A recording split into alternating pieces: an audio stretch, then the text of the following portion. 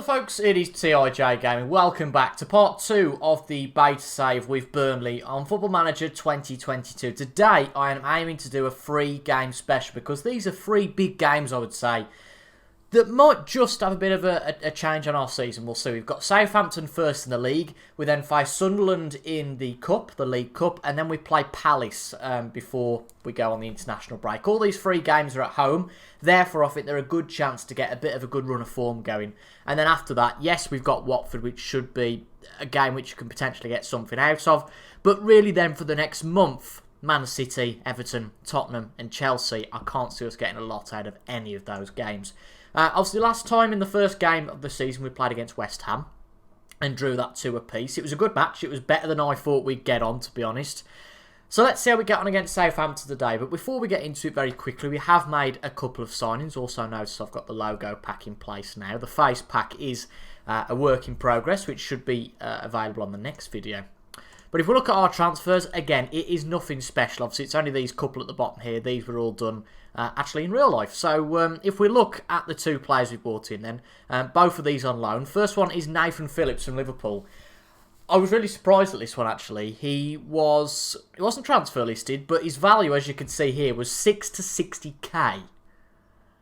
Which is just bonkers. I didn't need to scout him. I knew he was a decent player. We need some depth at Burnley. And that became clear straight away after the last game when Dwight McNeil went off.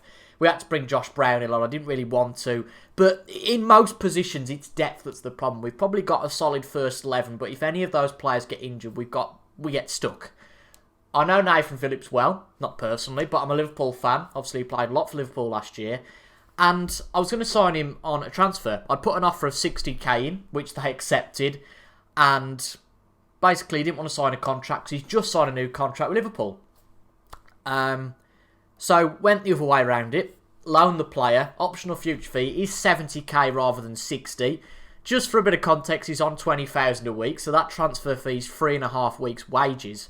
And I think he's a good backup at the very least in that position. Yes, you can see that maybe there are a couple of players in front of him. Kevin Long, again, Kevin Long's 31. He's more experienced, but is he getting on a bit at the same time? Matt Loughton's more of a right back for us, and Nathan Collins, another player that's bought in. But even so, you probably need 4 centre-backs, and that's what that enables, really. Nathan Phillips, obviously, he's there. And who's the other one? Nathan Collins, yeah, who we've just bought in. So we've got Tarkowski, Ben Mee, Collins and Phillips, and really Kevin Long in the worst situation possible. But I think that's a good signing of Nathan Phillips. Also got a bit more depth up front with following Balogun from Arsenal in on loan. You could say that we really haven't solved the problem, which I guess is half true. I was saying last time out that we've effectively got mostly championship strikers. We have got a lot of strikers on the books. Chris Wood, Dwight McNeil, Vidra, Barnes and Rodriguez. Again, you can probably take Dwight McNeil out of that. He's more of a wide player. So, Chris Wood, Vidra, Barnes, Rodriguez, none of those really scream 15, 20 goals a season.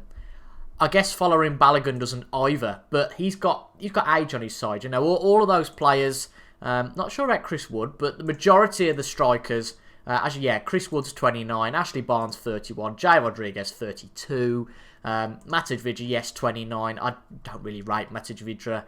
Might actually try and get rid of him before the end of the window. But I thought, young player, he's got a chance to develop. Again, on loan, so not the biggest risk in the world. Playing, it is a big amount, to be fair, at 30k a week. Optional future fee of 27 million, which unless he sets the world alight, we won't be paying. But Arsenal were adamant that we took that. But we just needed a bit of depth. And, if it doesn't work, then we have got the option to terminate the loan on both. And I think that's really important because obviously Burnley, a club who hasn't got the most money in the world, and if it isn't working, then that £20,000-30,000 a week can be redistributed elsewhere. Now, I just alluded to players, obviously going, no one's left. And one of the main reasons for that is this hierarchy. Now, I could very easily say, Jay Rodriguez isn't good enough, let's get rid of him. Let's have a look. Other players maybe. Let's have a look. Wayne Hennessy isn't good enough, let's get rid of him. Eric Peters. But these are all team leaders or highly influential players. And I think this year we need leadership, ultimately. We could go and bring the Balagans, Nathan Collins, who's coming, obviously Nathan Phillips, all young players. But are they going to provide leadership? And I think that again, as I said, although we did get a point against West Ham, this year is going to be a relegation battle. So I think we need leadership. We need good players where we can. But without any further ado, I think that's enough talking. Let's get on with the match against Southampton. So not many changes at all from the last match, to be quite honest. We have obviously got rid of Dwight McNeil out of the squad because he's injured. Goodmanson was on the right, he comes to the left. And Brownhill, the only change in terms of the physical side, but obviously the wingers do swap places. Nathan Phillips is on the bench. Maxwell Cornet, still haven't researched how to pronounce it. We'll go with Cornet, shall we? Rather than Cornet. Seems more legit, Cornet or Cornet. Who knows? Yeah, he's on the bench, but he's still not quite match fit. So might be worth actually getting him to play for the under-23s in the week. If they are playing next week, that is... No, they're not, so let's forget that. But again, a player that's going to be influential and good for us. Dale Stevens on the bench as well, Lennon, Rodriguez and Vidra. But as I said, McNeil misses out. And the other new signing, Balogun, is a little bit tired, so not quite ready for today's match. Again, we only signed Balogun yesterday, so presumably in Arsenal under-23 setup. That's exactly what I did. I went into the under-23 setups of all the sides, looked for players. Eddie Nketiah was one I really wanted to get, maybe above... forgot what his name is, Balogun. But unfortunately, they just weren't interested, Arsenal, of letting him go. Which is a bit of a shame. But I think Nketiah would have done a good job for us. Balogun could do a good job for us. Let's see what happens. But we've got our second game of the season here against Southampton. As I've just alluded to, these first couple of games are a real opportunity to get a good start. You know, get a couple of points on the board. You know, I would say maybe 5 points would be a good start. You know, win one of these games against Southampton or Palace, draw the other one, have an unbeaten start, and that'll be a really good way to go. And Chris Wood, early on, lovely cross from Josh Brownhill. And to be honest, I've been quite critical of Brownhill, of saying I'm not really rating him too much, but he created the second goal in the West Ham match, which Ben Mee scored from the free kick. And again, a good cross here, to be honest, straight to the head of Chris Wood in the middle of the box, and a lovely goal which puts us ahead. Of course, our first match of the season at home at Turf Moor, which no doubt will help. Obviously, Chris Wood is the target man, so that's exactly what he's in there for. And it looks like we've had a good start. It seems like this counter-attacking, more patient way of playing is suiting us at the moment. We're getting a lot of possession. Something I have to say I've never had before much in Football Manager. Maybe because I like to play with attacking midfielders rather than this 4-4-2. But it is a formation that, at the moment at least, with the current set of players we've got, I think it does suit this Burnley squad. Not the most interesting of halves, but that does me. We're 1-0 up at half-time.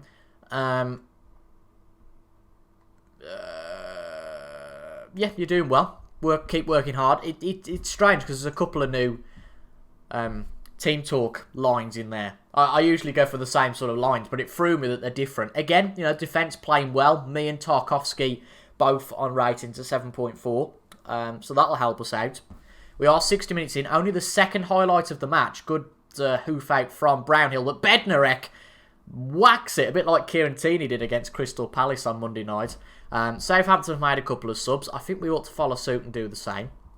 Again, the problem is the classic depth problem that we don't really want to bring too many of these players off. What can we do? So Matt Loughton's got a yellow card. Have we got a right back to bring on? We actually haven't. We haven't got any right backs on the bench, which is a bit silly of me. Again, Kevin Long could probably fill in there. And that's a position I've just thought that could be exploited a little bit. Looking beyond that, Ashley Barnes isn't playing too well. Maybe we bring Jai Rodriguez on. Again, while it's a point of getting points in these first couple of games, it's also a chance to experiment with the squad. You know, and see who impresses. Like Josh Brownhill, who's been given a chance and he's played well so far. And he's going to get his place through a lack of squad depth anyway. But he's been our player of the season so far. Me, into the box for Chris Wood and saved by Fraser Forster. I would say, the possession stats clearly show we've had the most of the game. And Southampton haven't offered much. Maybe till now. Stuart Armstrong on the edge of the box puts it in. Oh, Adam Armstrong puts it in the back of the net. It felt like that was going to go in. And Southampton have levelled the match.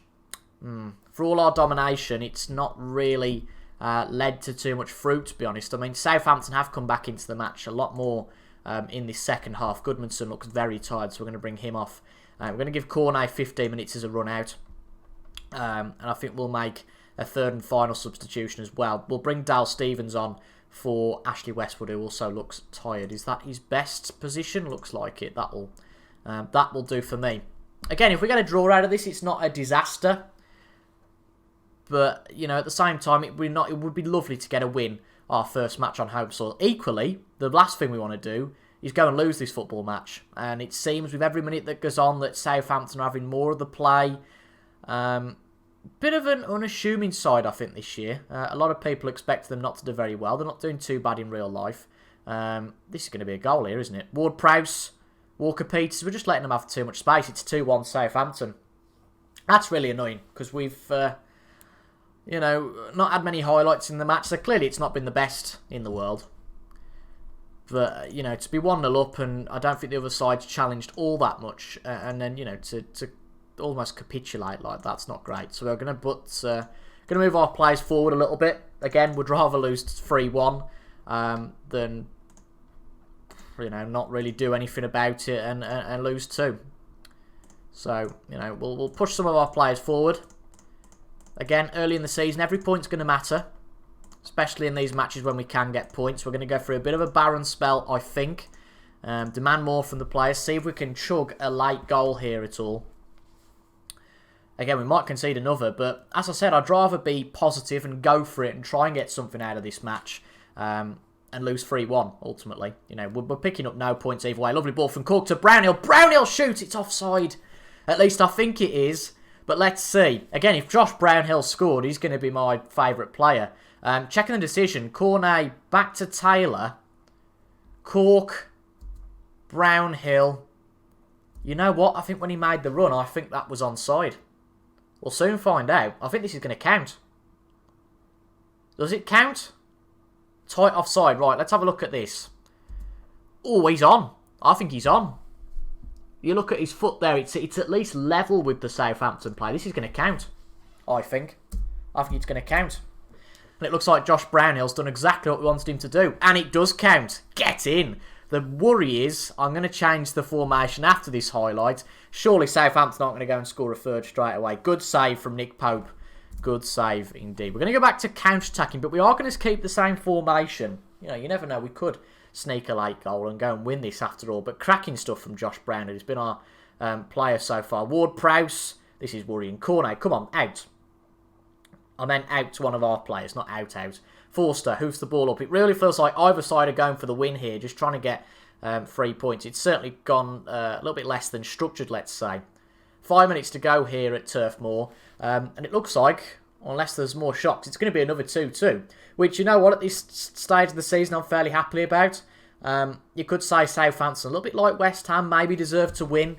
Josh Brownhill, man of the match. I'm pleased. We got the result. We weren't at our best. I'm going to speak to Brownhill and say I'm very happy with the way you played. Did exactly how we wanted. And I think moving him forward did that. Not to, blow my own trumpet or anything like that. But again, it's a decent start. We're absolutely level on goal difference. 2 points from 2. Maybe could have won that match. So I feel like we could do with beating Crystal Palace. They haven't started well unless they've only played one match. Let's have a quick look. It's Saturday. Okay, they played 2 matches, and to be honest, they got beat fairly comprehensively by Southampton and haven't offered anything against Brentford. So that might help. And, we might get 3 points against that and tick off that 5 points from 3 games lark, which I think would be a good start. But first, back to Turf Moor in a couple of days. I'm sure we'll play a couple of our fringe players against League One Sunderland. The danger with these cup ties is that you can go a bit too positive and get a bit embarrassed. That's exactly what we don't want to do for morale of the squad. We've made a couple of changes. You can see Nathan Phillips is making his debut today. We've got Eric Peters playing. Aaron Lennon makes his first appearance of the season. And Rodriguez and Balogun also come in. Balogun, of course, making his debut for Burnley on his loan spell. So best luck to him today. We've gone positive rather than counter-attacking, obviously because we are the better side. We are 2 divisions above Sunderland. But, it would be silly to discount them altogether. But let's see how we get on. Yeah, we're favourites and I want us to play like it. As it says there, it's very much a case that they can beat us. The player's just been rested. Jay Rodriguez, a player that I said earlier, his contract runs out at the end of the year. It's fairly likely we're going to get rid of him at some point. But let's see.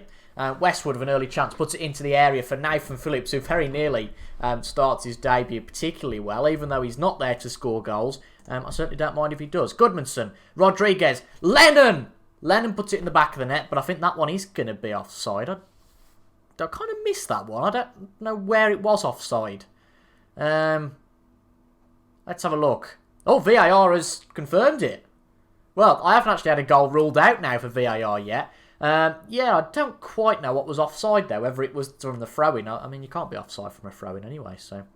Don't know. Strange. But Aaron Lennon, good start to his first game of the season. Happy to see him doing well. And, again, a little bit like in the previous two matches, it seems like we have got off to a good start. It seems like the problem we are having is sustaining that through the football match. So let's see how we get on here.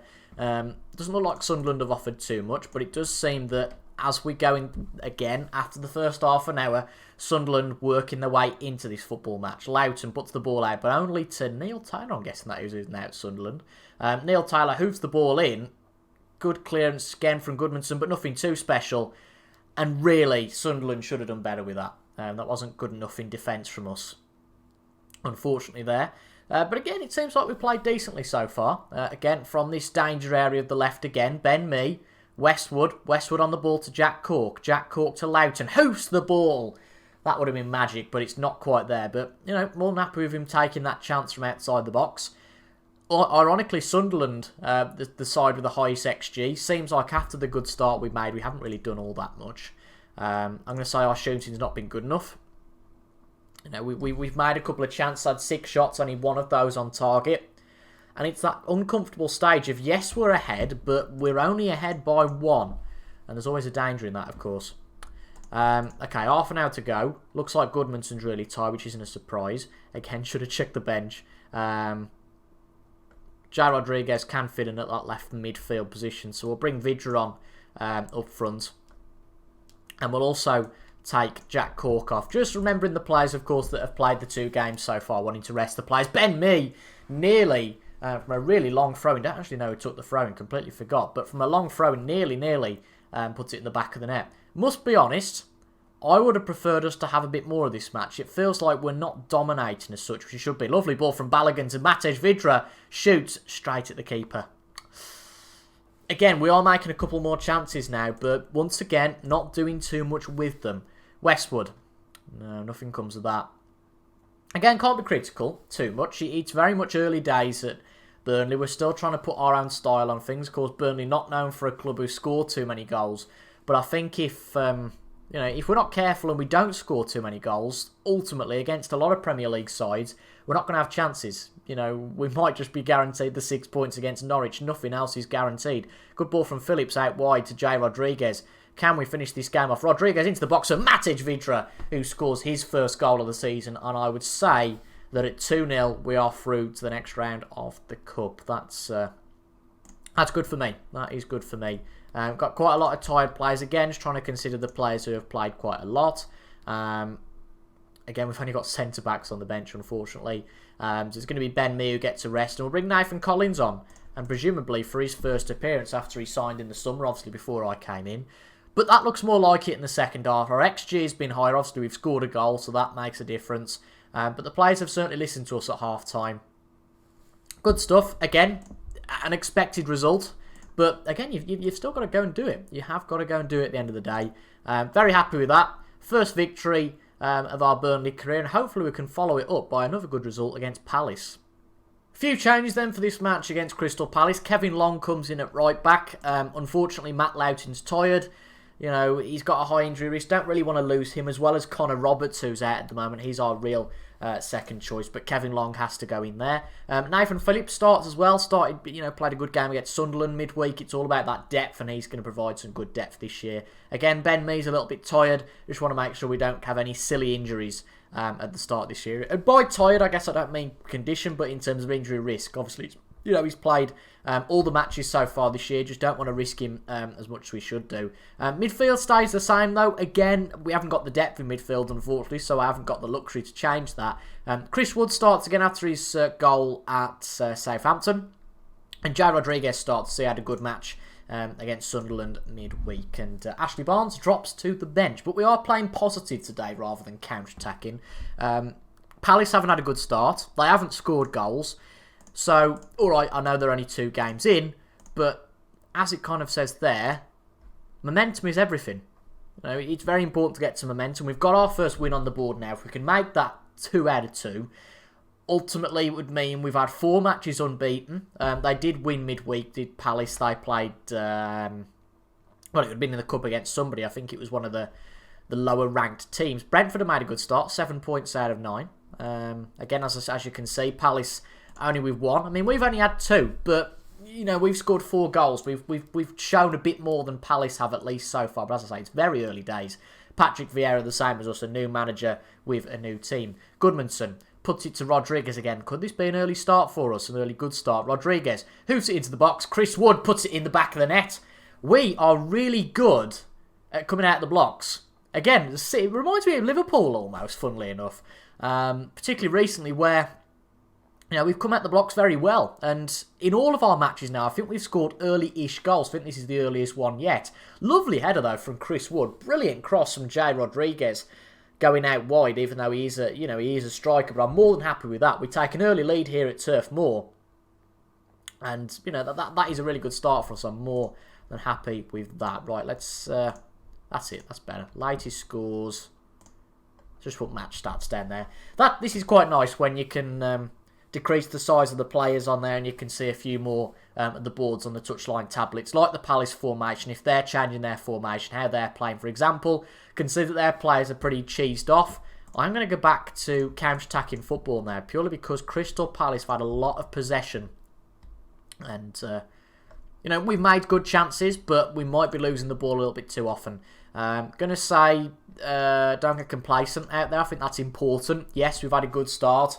Similarly to against Southampton, it's exactly the same. We're 1-0 up at half-time. We don't want to make the same mistakes. Our first victory of the campaign would be really good. And as I say, 5 points out of these first 3 games, we wouldn't be able to complain about that. We are going to be helped massively, though, by the fact that Checo Koyate has been sent off for Crystal Palace, which leaves a real hole in their squad, as you can see, especially going forward. So we can probably afford to push up a little bit now.